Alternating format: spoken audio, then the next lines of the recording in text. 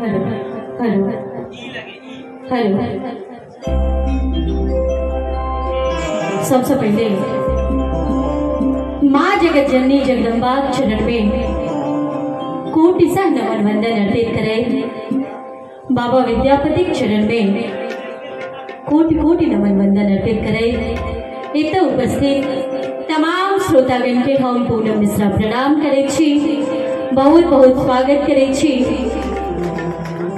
बीच में 2-3 साल गैप भेल अपने सबसे भेंट होइबा में पुनः एक बेर का बहुत नीक लग रहा है और पहले जका जानल पहचानल मानल श्रोता सब गोटे हमर माँ बहन सलका सब भाई सब गोटे बैसल छी। बहुत बहुत स्वागत। आओ सबसे पहले